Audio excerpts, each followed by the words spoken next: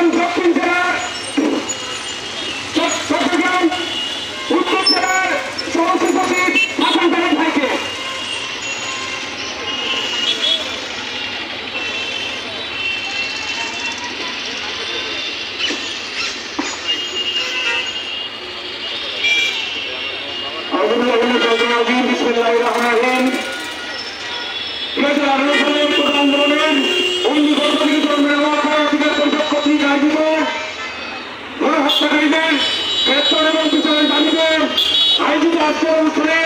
আমার সম্মানিত সভাপতিগণ এবং উপস্থিত যারা বাংলাদেশের নাগরিক শুনছেন তাদেরকে আসসালামু আলাইকুম ওয়া রাহমাতুল্লাহি ওয়া বারাকাতুহু।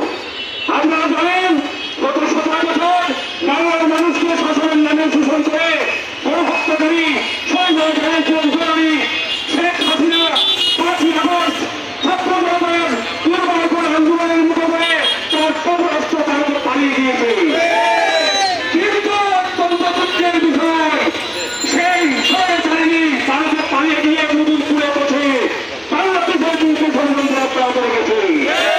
তিনি কখনো কখনো অনেকের মাধ্যমে তার সাংবাদিককে চাকরি তুলতে চায়। তাই ধারাবাহিকতায় ছাত্রলীগ যুবলীগ আওয়ামী লীগের গুন্ডা বাহিনী মানবতে ভ্রমণের নামাজের পর রাতের 12টার পর তাদের প্রিয় সমাজগুলোকে তারা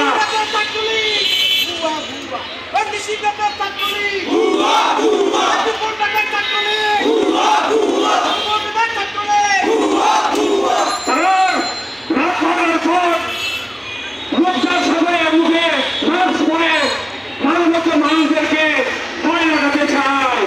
আপনারা মনে রাখবেন গুন্ডা লীগের পান্ডাদেরকে বলতে চাই বাংলার একটা ছোট শিশু তোমাদের তুলন নির্যাতন সম্পর্কে জেনে গিয়েছে। তোমাদের কথিত তোমাদের নাচের বাহিনী কর্তৃক সেই সপ্তাহ থেকে ছোট বাচ্চাদেরকে গুলি করে রাখার কারণে তোমাদের ব্যাপারে আমরা একটা কথায় স্পষ্ট করে বলতে চাই বাংলার রাজপথ থেকে তোমাদের আমার ভাইয়ের রক্ত এখনো মুছে পায়নি।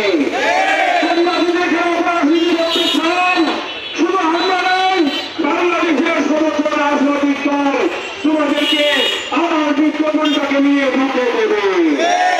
আপনারা জানেন বাংলাদেশের ইতিহাসে অত্যন্ত বিরল ঘটনা প্রধানমন্ত্রী থেকে শুরু করে ক্যাবিনেটের 300 জন মন্ত্রী এমপি এক যুগে বাংলাদেশ থেকে পালিয়েছে।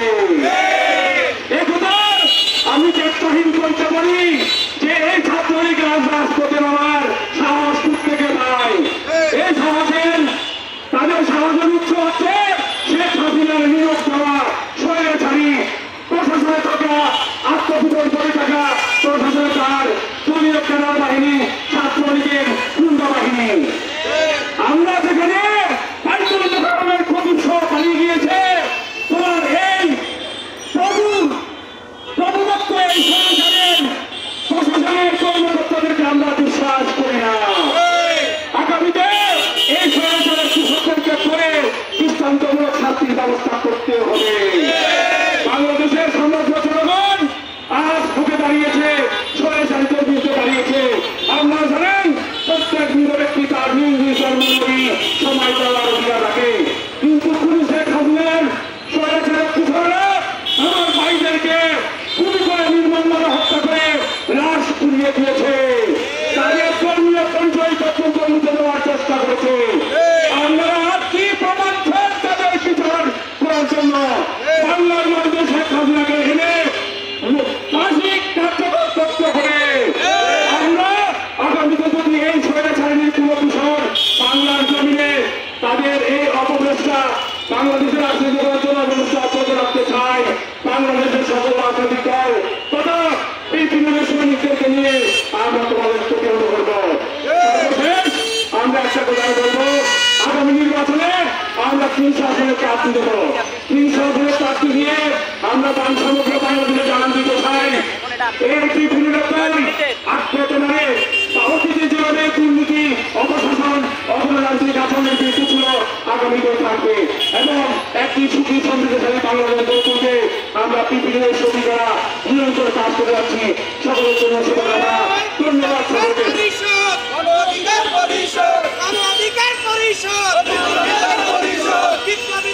ভবিষ্যৎ আগামী